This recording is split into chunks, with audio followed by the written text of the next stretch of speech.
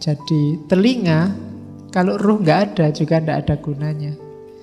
Dia kayak komputer tapi nggak ada softwarenya, nggak ada gunanya. Semahal apapun komputermu, hardwaremu, kalau softwarenya nggak ada, nggak operatif. Secakep apapun orang, kalau isinya nggak ada, ruhnya nggak ada, kamu lari. Kalau nggak percaya, cobalah. Berarti kuncinya apa? Keywordnya kita sebagai manusia itu ya suratu Adam, suratullah dalam diri Adam itu. Ruhnya. Jasad itu cuma kendaraan kita. Materi itu cuma media. Dia alat, bukan tujuan. Jadi jasad itu memang dikasih Allah untuk mewujudkan tujuannya rohani. Bukan berarti jasad itu tidak penting, ya penting. Karena kalau kita roh saja juga tidak bisa jadi khalifah. Makanya kita ruh dan jasad. Jadi ala suratihi itu dalam diri kita terkumpul nama-namanya Allah. Makanya sebelum turun ke bumi kan ada cerita, ada ayat yang bilang wa 'allama adamal asma'a kullaha. Jadi untuk membangun citra Adam sebagai wakil Allah di muka bumi, dalam diri Adam asma'akullaha. Jangan diartikan alama itu terus Adam di depannya Allah, terus Allah ceramah gini dam, kan gak gitu. Ya mestinya ya sama Allah langsung dikasihkan ke dalam diri Adam asma itu. Dari situlah nanti Adam menerjemahkannya dalam kehidupan. Jadi itu memang skenarionya Allah begitu. Karena itulah maka semua malaikat, bahkan iblis disuruh sujud pada Adam. Karena dalam diri Adam ada kualitas Tuhan. Oke, makanya kalau iblisnya mau ngeyel, dadak debat, kan aku maunya hanya sujud pada Allah. Itu bisa dijawab, enggak, kamu enggak tak suruh sujud pada Adam yang tanah.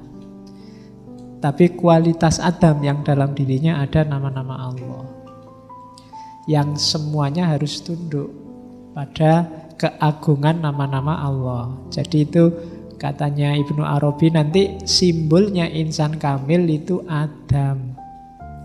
Berarti insan kamil itu manusia yang kembali ke fitrahnya sebagai tajallinya Allah melalui nama-namanya. Berarti manusia paling sempurna adalah manusia yang berakhlak mulia. Bukan manusia yang semata-mata paling banyak ibadahnya. Ibadah yang tidak ngefek ke akhlak, tidak ada nilainya. Sholat yang tidak tanha anil fahsya wal mungkar, tidak ada nilainya. Apalagi sholat dipakai sebagai jalan untuk bikin susah orang, karena kamu bikin macet jalan. Ya, lah ya kan. Jadi aneh sekarang sholat kok baunya politik, sholat kok baunya, dan sholat jadi jalan kemungkaran, tidak bisa.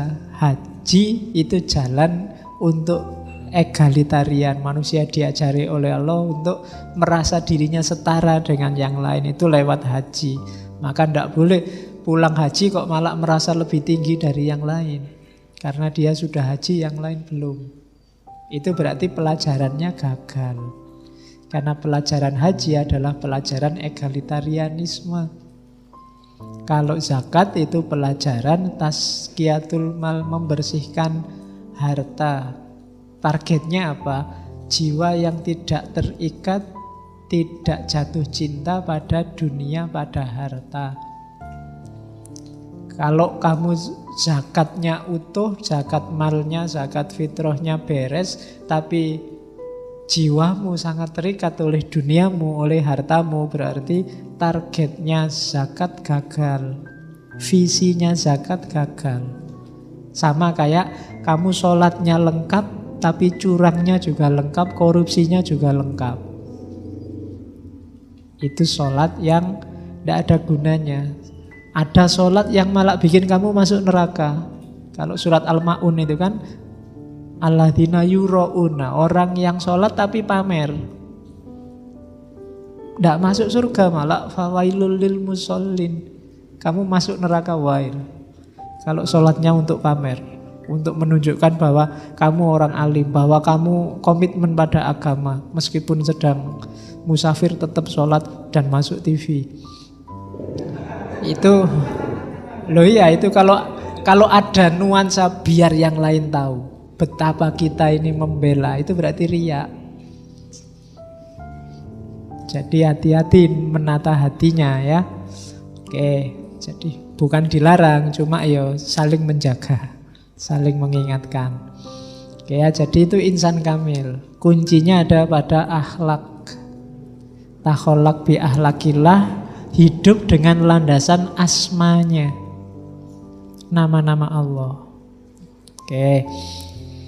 Terus, nah, ini ada definisi yang berbeda kalau di Ibnu Arabi. Selama ini kita memahami khalifah itu Allah di sana, kita di sini, alam semesta di sini. Terus kita disuruh oleh Allah untuk ngopeni alam semesta. Itulah khalifah. Katanya Ibnu Arabi tidak begitu. Kalau modelnya Allah di sana, aku di sini, alam di sana, itu kan berarti aku yang hadir di alam, Allah tidak hadir, dia ada di sana.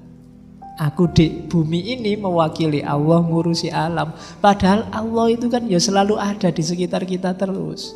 Ngapain butuh diwakili?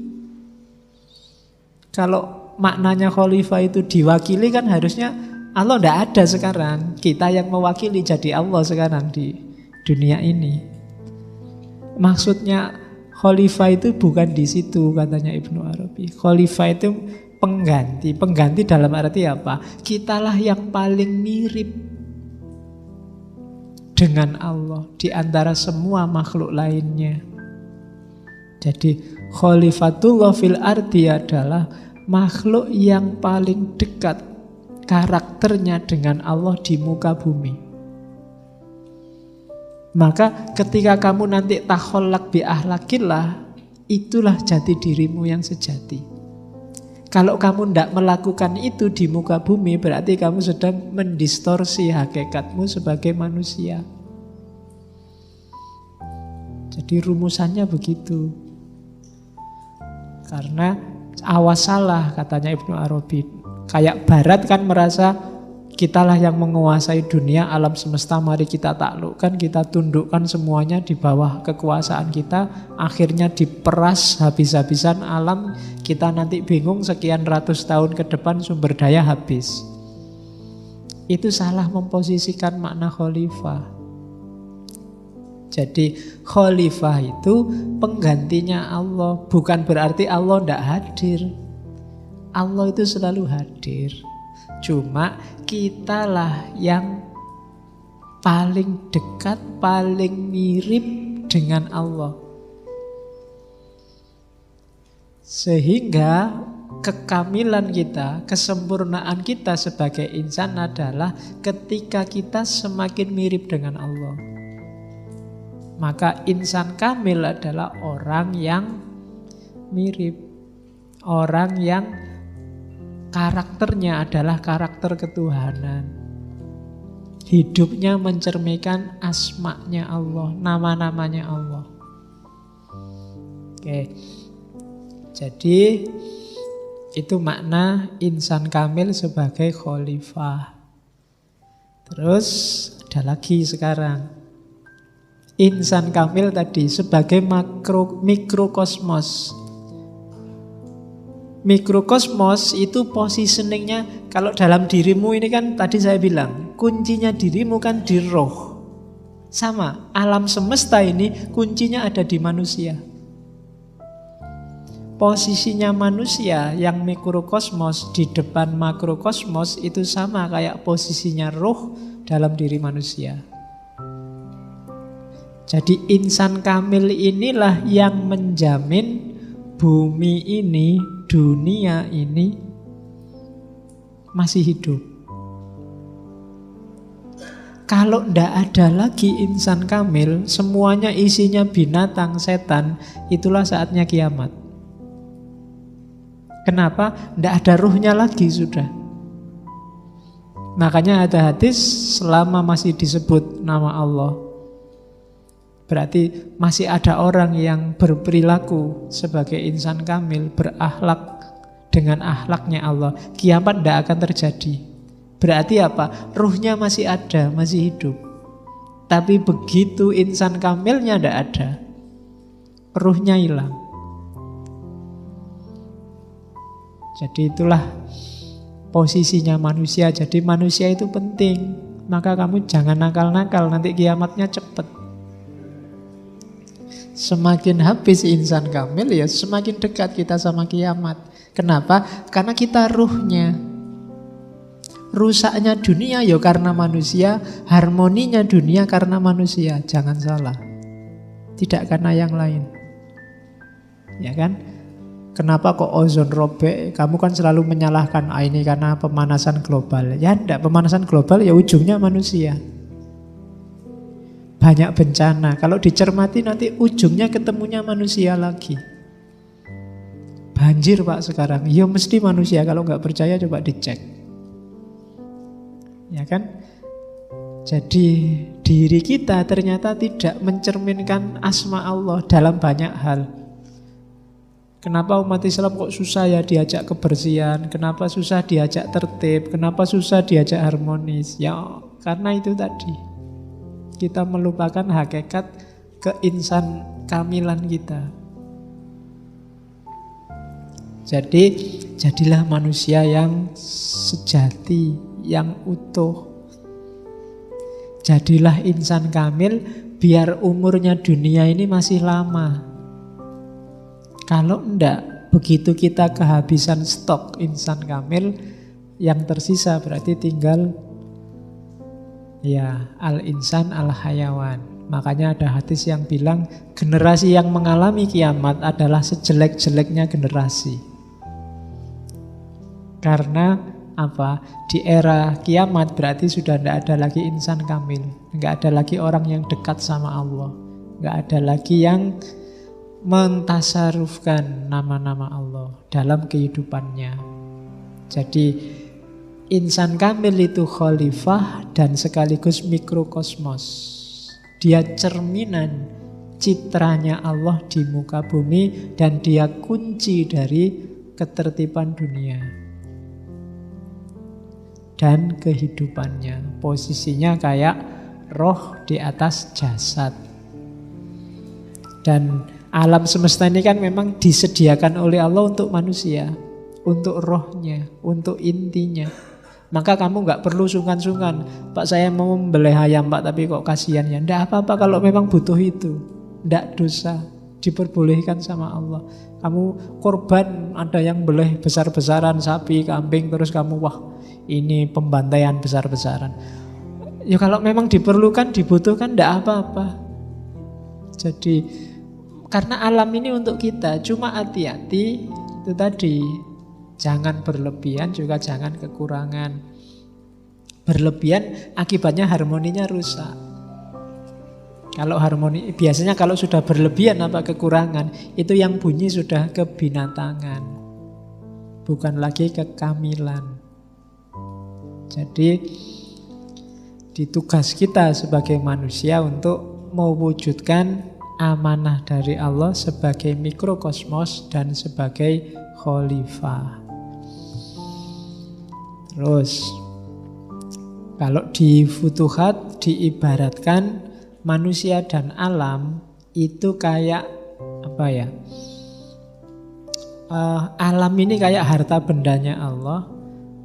Manusia ini kayak segelnya, kayak gemboknya atau stempelnya lah kalau hari ini. Jadi mutiaranya, isinya alam semesta kalau itu dianggap mutiara, stempelnya yang menjaga barang ini jadi kunci. Selama kuncinya ada, barangnya aman. Tapi kalau kuncinya nggak ada, habis. Itu kenapa begitu insan kamil nggak ada, kiamat. Sama kayak kamu punya peti, isinya barang-barang berharga, gemboknya hilang. Wassalam. Wong kadang-kadang gemboknya ada aja dicongkel. Apalagi gemboknya hilang. Dan insan kamil itu gemboknya ini tadi yang mengamankan. Dunia ini khazanahnya Allah, alam semesta khazanah Allah. Gembok ini kan mewakili kehadiran yang punya peti, yang punya barang. Dengan adanya gembok, barangnya aman. Itulah kenapa manusia disebut khalifah.